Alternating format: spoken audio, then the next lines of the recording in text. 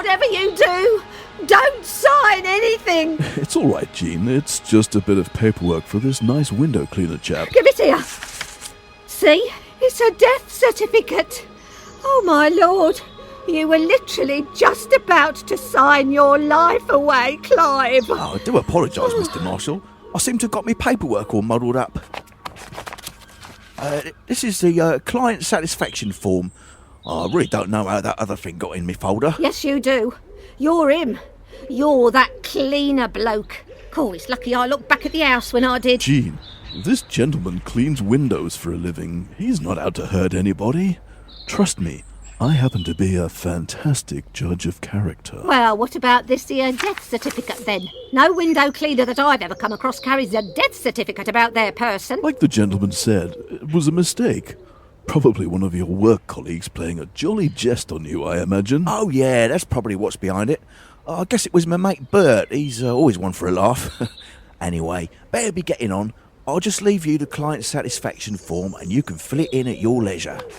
Thank you. And again, sorry about the muddle. Oh, don't mention it. Here, take one of my "You've Just Met Clive Marshall" postcards. It's got a rather good photo of me on it. Oh, thanks.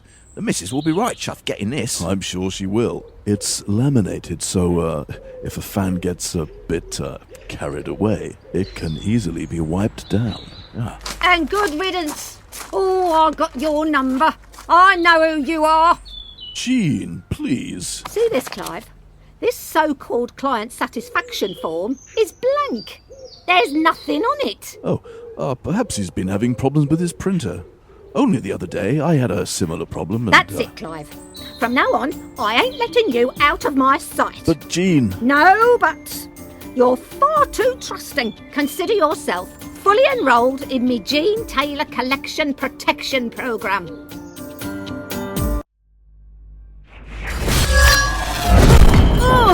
Oh, God, my head! God, what's going on? What the hell was that? Excuse me, but, like, where am I? Oh my, you shouldn't be here. This area is for level 1 personnel only. God, it must have been that black hole. That's just, like, so weird. You travelled through a black hole? Yeah, I think I must have. And I just came through that one over there. Giving me a real headache. Oh, God. Have you got any, like, paracetamol? This is amazing. Black hole twins.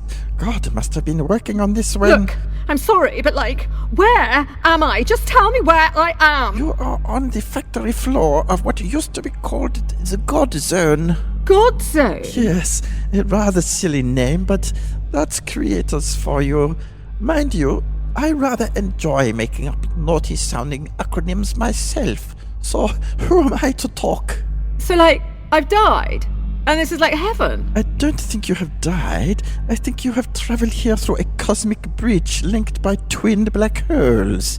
It is quite an amazing achievement. And who were you then? I am Professor Delevitz, formerly of BALLS. Balls? Yes, Balls. British Army Logistical Liaison Scientific. I made up that name myself. See, one of my naughty acronyms. So, if this is like heaven, then are you like... Dead? Yes, I had an untimely accident while working in a top-secret facility. Oh, God, I'm so sorry. So what happened? The deep cavity anal strometer malfunctioned, killing both me and the one in whom the machine was embedded. Not exactly the way I envisaged dying, I have to say. Slumped over the naked rump of a suspected alien-human hybrid. A what? Fortunately, it all turned out for the best. Well, how exactly? The director intervened and gave me a job here in Cosmos PLC. I now have the title of Advanced Research Scientific Engineer. ARSE. ARS for short. You see, acronyms, it is the gift that keeps on giving. Yes, very good. Well, look, seeing as I'm not actually, like, dead, perhaps I ought to meet this director of yours and see if she can get me home again. Oh, yes, you should definitely see the director. Guards, we have an intruder! No! No, hang on a moment. Come on, miss. Best not to resist. No. Yeah, Oh, right. Just calm oh, down. No. Right, come on. Don't Get struggle. off me. This way. Come on. Unhand No, me, you this way. brute. No, Get off, my come on. nails are going to break.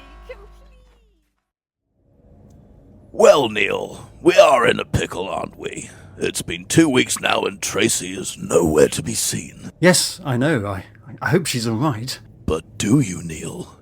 What? Well, she's the one who stole the crown that was rightfully yours. You have the motivation and the opportunity. For what?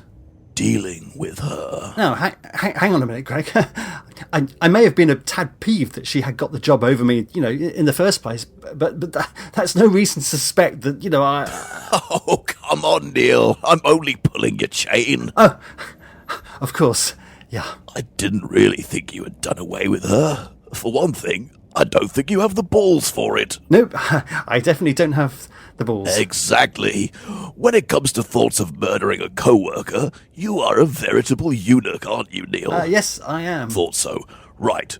We currently have a rudderless ship, so what we need is someone to assume the role of acting manager. Oh, acting manager. Ah, right. Any suggestions? Oh, right. Suggestions for acting manager? No, Neil. For the next Supreme Pontiff of Rome. Of course I mean acting manager. Right. Well, there's Tasman, of course. And Brian. Brian. Then there's this girl called Clara, though she's only been with us for a couple of weeks. Clara. I like the name Clara. How old? 18. Any experience running a well-established and busy retail establishment? I doubt it. I think she's just finished her A-levels. Oh. Still, she's young and vibrant, and as I say, lovely name, Clara. Right. So, shall I ask her to come up for an interview then? The 18-year-old? Uh-huh. With only a couple of weeks' experience under her belt?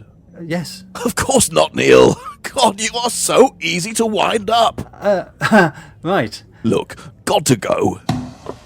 So, do you want the job or not, Neil? What? Yes, I do. Of course. Greg, thank you. Thank you. Okay, well. Suck on this. Really? No, you gullible idiot. Job's yours, Neil. Don't fuck it up.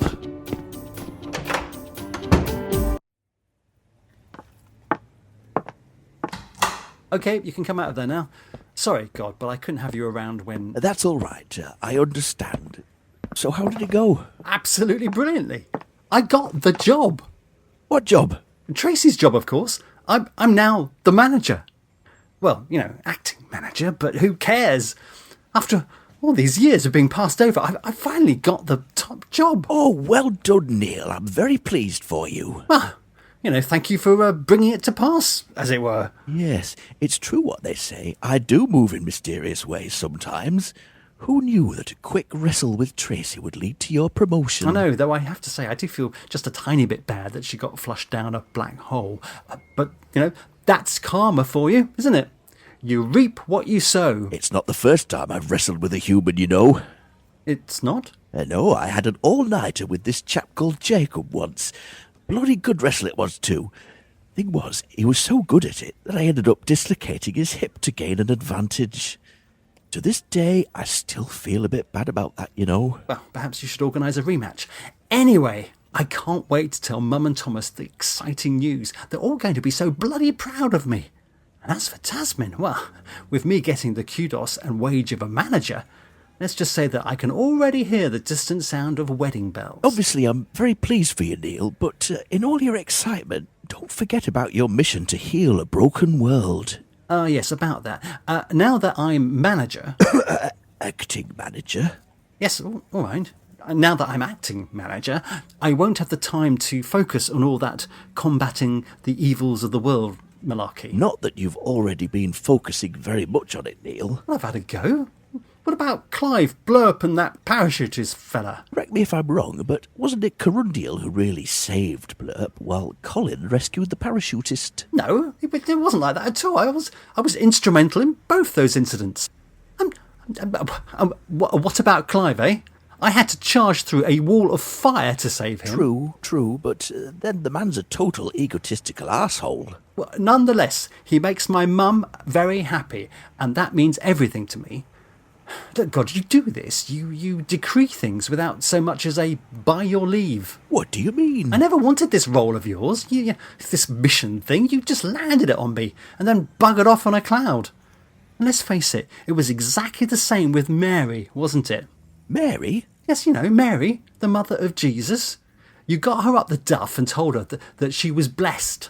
I bet she didn't feel very blessed when Joseph got home that day. Oh, nonsense. They were both totally fine about it.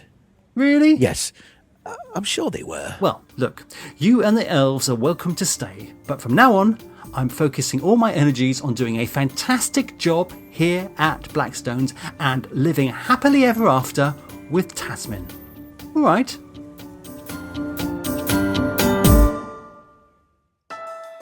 Right. I'll ask you again.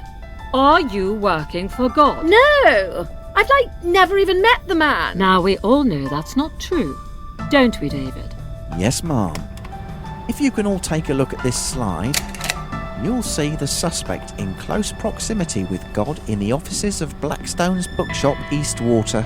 Are you telling me that old man there is God? Tracy, you know perfectly well that it is. No! Honestly, I thought he was some smelly scientist friend of Neil's. I mean, Neil does keep some really, odd company, like that shitting seagull, for example. Oh, give it up, Tracy. Oh, wow! You mean that's me and God together? Oh my God, that's just so cool. Hey, David, can I have a copy of that slide? I mean, my friends are just going to be so totes amazed when I put that on Insta. Drop the ingenue act, Tracy. Put her straight, will you, David? Certainly. Using twin black holes, God has created a backdoor entrance into Cosmos, and it is the judgment of this investigation that you are here to conduct espionage and sabotage operations as a prelude to an all-out attack by God and his allies. No, that is so not the case. God, take her to the cells. No! No, hang on! I demand to see a lawyer! My cousin's dad is a really powerful QC. He'll so destroy you in court. He really will destroy you. You'll regret doing this. Good grief. What a dreadful girl. Now, David, we can't just sit here and wait for God's forces to storm our gates. We need to take the fight to the enemy. But what more can we do, Ma'am? When it comes to punishing God, banishment is about as draconian as we can go. Yeah, what we need is leverage, David. How about his close companions? You mean Ruby and the elves? Yes, he's obviously very fond of them. Particularly Ruby. I mean, those two go back millennia. And now that they're all fragile mortals, God's going to be particularly anxious about their welfare. Yes, as well as feeling responsible for their mortality in the first place, Ma'am. That's got to be a kicker. So who could we send to take them hostage? It needs to be someone that they'll trust enough so that they'll lower their guard. Also, this is a black ops, so we'll need someone totally expendable so that we can maintain plausible deniability. How about the cleaner? No, whatever guise he takes, Ruby is far too wily. We couldn't risk it. Hang on a moment. I think I know just the person. Really, Ma'am? Yes, it'll take some subtle manipulation to get them on side. But fortunately, I know just the right person with such a silver tongue.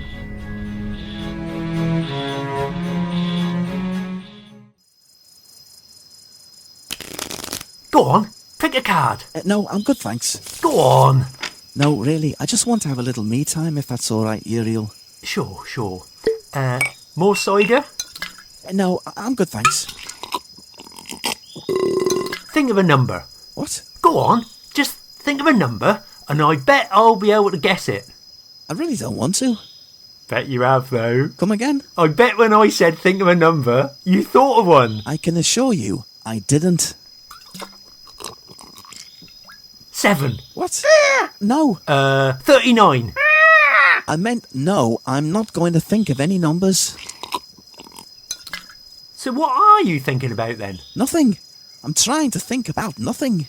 Oh, you mean like a mindfulness type thing? Yes, I'm trying to empty my head of all thoughts about the past or future so that I can fully embrace this present moment. Which moment? This present moment. But hasn't that moment passed? Well, it has now that you've talked your way through it. You hate me, don't you? I don't hate you. Yes, you do. No, I don't. Look, I'm just trying to find a way of dealing with the... Relentless crushing tedium. Yes, that. So, are you ever tempted to hop over the wall and take a look around? What? You know, just out of curiosity. No. That would be strictly against regulations. Sure, I get that. But really, who's ever going to know? Apparently, whoever gazes upon the tree of life will be so caught up in the moment that they will be incapable of ever being bored again. Really? Never bored again? That's right. Come on, let's hop over the wall and have some fun. Well, maybe we could have a quick fleeting visit. What's this? Quick! Form a defensive line! Hang on a minute. I recognise that taxi. Praetorian Guard! Draw swords! It's all right. I know her. Hold the line, Carundial. We must defend the garden. Look, stop waving that thing around. You'll set something on fire. Stay here. I'm going to have a quick chat.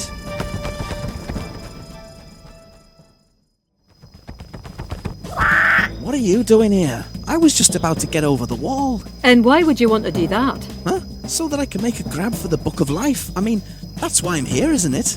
That's why I've been going stare crazy in the company of the most irritating cherub ever created. Book of Life, Seagull.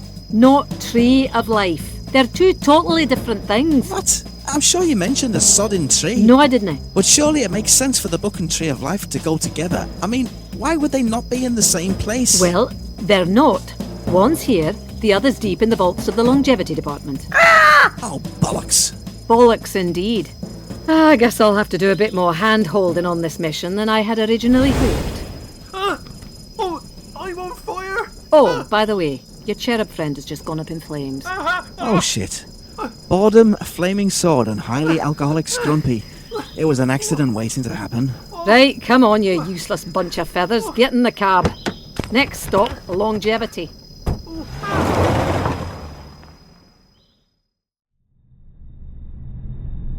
So, no sharp objects about your person, Mom? No. But isn't he behind some kind of reinforced glass screen? He is, but he's also very persuasive, Mom. He draws you in with those rosy cheeks and watery eyes. We had an incident not long ago where he persuaded someone to stab themselves repeatedly in the head with their own pencil. Well, don't worry, Warden. I can look after myself. Down the corridor. Last inmate on the left, Mom. Thank you.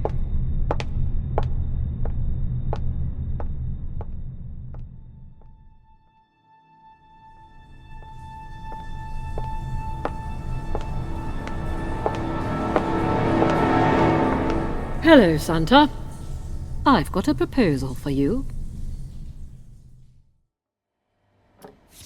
Right, which brings me to item number 7 on my agenda. Hugh, Lily and Douglas. It is not Christmas. In fact, it is about as far away from Christmas Day as you can possibly get. Do you see where I'm going with this? Have we put up too many decorations? It's mid-June. Of course you have, Douglas. They're bloody everywhere. And correct me if I'm wrong, but even in the most festive households, they wouldn't have 5 Christmas trees.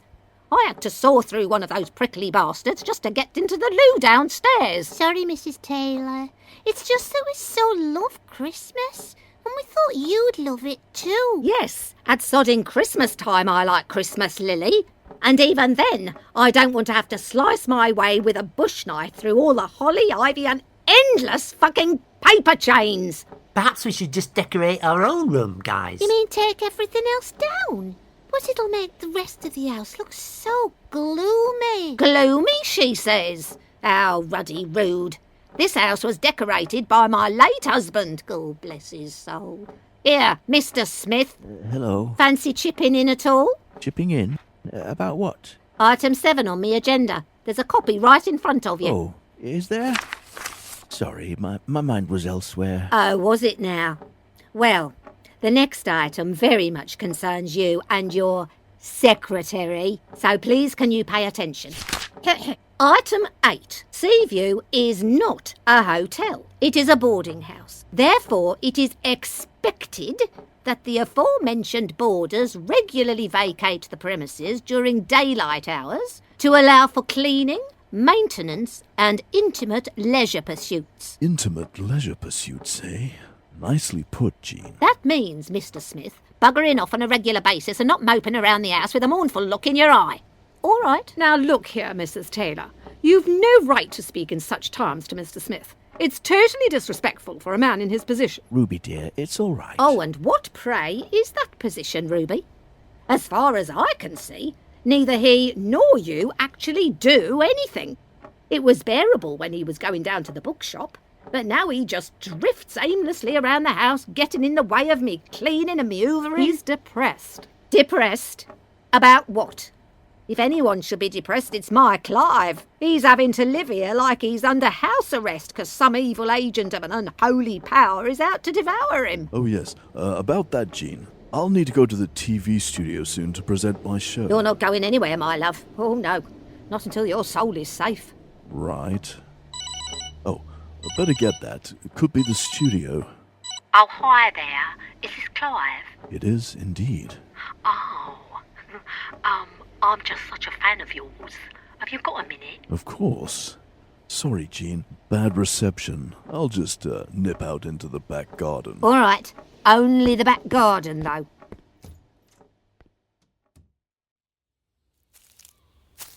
So, what's your name? My name's Eve. Eve? Pretty name. Oh, thank you. Look, I know this might sound a bit forward, but, would you like to meet up in person? Well, I, would love to. The only issue is that, I'm a bit tied up at the moment. Oh, I wouldn't mind being tied up. Oh, right. Sorry, that was a bit naughty of me.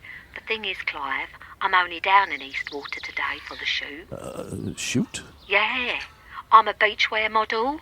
I'm doing a photo shoot on the seafront later today. Model, you say? Right.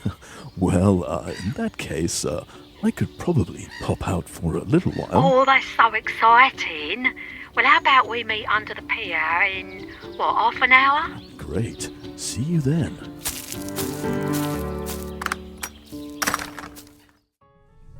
So you'll set me up with a new workshop and I can handpick my elves? Yes, Santa. And all you need to do is keep Ruby and the 3 elves under lock and key. Douglas and Lily were particularly good at crafting the wooden gifts. It seems a waste to keep them locked up. Well, perhaps they can still work for you while in captivity. I mean, I'm sure you could fashion some leg irons for them. What about transport? Your reserve sledge was still in storage, so I've had it prepared. Reindeer? 4. Vixen, Comet, Cupid and Blitzen. The others either died in the crash or declined the offer. Okay, considering the cargo won't include presents, that should be enough. What about God, though?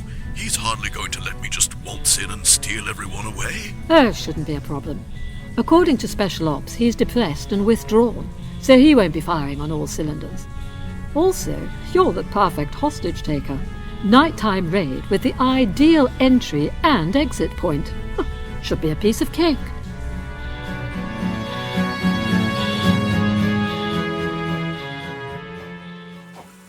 Well, hello, gorgeous. Hi. Wow, the TV screen doesn't do you justice, Clive. You look so much more rugged in the flesh. Why, thank you. What manly yet elegant hands you have. Oh, and look at your fingers. They must have been created by the god of gardening himself. Well, I'm not quite sure about that. Though you're not the first to appreciate their dexterity and poise. May I nibble one? Okay, but perhaps just a little finger, and be gentle. Of course. Nice. Sadly, though, I don't have a lot of time. People will miss me, so shall we get down to some serious tilling of the soil? Sure. Though, do you mind if I first have your autograph? 'Cause I'd hate to forget to ask you, after all our unbridled passion. Okay. Right, if you could just sign here. There you go. Right. Shall we? Oh, and just 2 more if that's okay. 3 autographs. That's unusual. Yeah, well, one's for me, the other 2 are for my twin sister and another model friend of mine. Oh, I see. In which case, perhaps I should get phone numbers for your sister and model friend. You know, just in case they want.